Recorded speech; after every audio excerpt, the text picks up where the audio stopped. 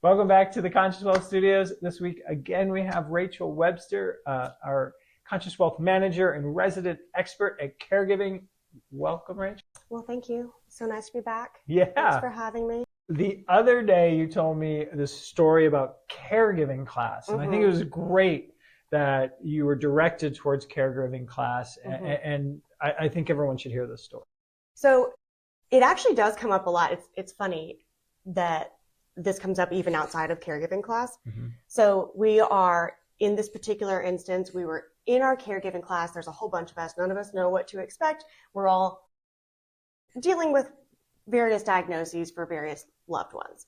And the very first thing that the instructor decided to tell us was, hey, everybody, I just want to let you know, as a caregiver, if something is funny, let it be funny. Yeah. If you walk in and your loved one has got their shirt on backwards and inside out, and that's funny to you, that's okay. You don't have to feel guilty about thinking it's funny. Just cut yourself a break and allow that positivity to build up a little strength for you, because this is going to be hard. Yeah, that's so cool. I love that. And so not only do they give you permission to find humor, but they're actually, like, in a sneaky way, encouraging you to look for humor, which creates resilience, I imagine. I agree. And I think also in a lot of situations in life, resilience is such a good word.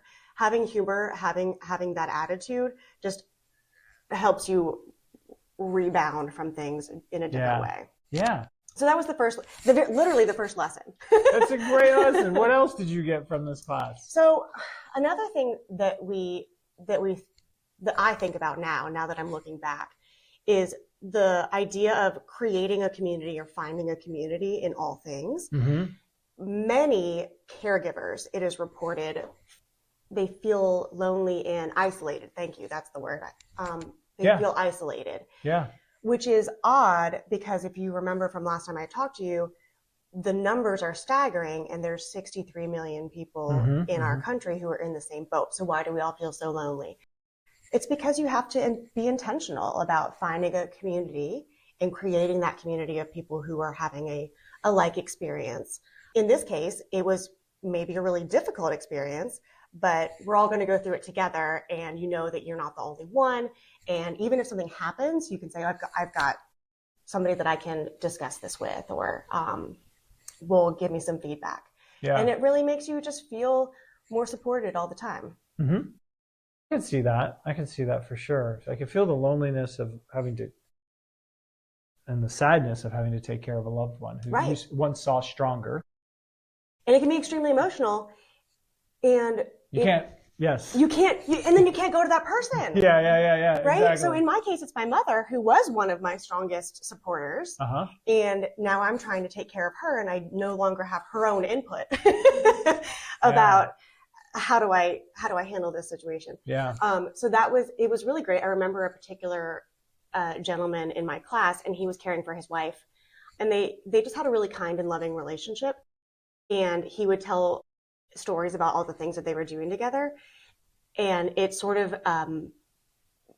made me feel a little bit more hopeful about, you can still have a relationship, even though there's this change, your person is still there. You can still do fun things together. But I wouldn't have learned that if I hadn't gone to class and talked to Mr. Bill about what's going on with Linda, you know? Teacher's name was Mr. Bill? No, the gentleman in the class. Oh, okay. His name was Bill. All right. Great. Any other takeaways from this class? Yes. Okay. The other thing that I think about a lot was that this class really helped with leaning into the anxiety in order to gain more knowledge and then therefore be better prepared. What's that mean, leaning into anxiety? Great question. It's kind of like what we were saying earlier about, you have to think about your power of attorney. You have to think about what wishes you want to have carried out and how. It's unpleasant to think about those kinds of things. It's unpleasant to think that I might not be able to handle my own affairs, or I might not be able to make my own decisions. It's unpleasant. But once you do it, you are therefore more prepared. Learning more about a diagnosis can be extremely frightening and difficult. However, knowing what to expect, becomes invaluable. Sure. Right? So you're going to get there one way or the other. Yeah. It's just, am I going to be prepared and have an understanding about this, or am I going to be surprised by every single development? So I think now it was so interesting to almost feel like I don't want to know. I don't want to learn this. Mm-hmm. And then afterwards realizing that experience and the experiences even that other people were having were really valuable. Yeah. Well, I thank you, because all of this is like, I would imagine that most people don't even know there are. Probably not. Yeah. I didn't know.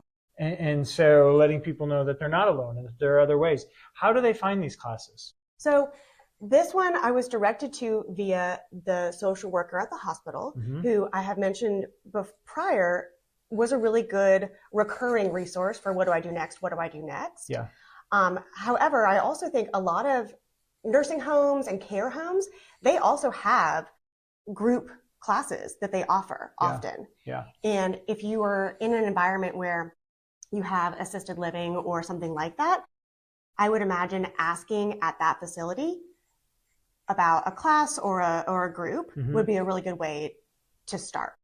Great. Well, thanks for coming on this week or this month. I look forward to more caregiving advice as always. And thanks everyone in the Conscious Wealth world. Thank you. Bye.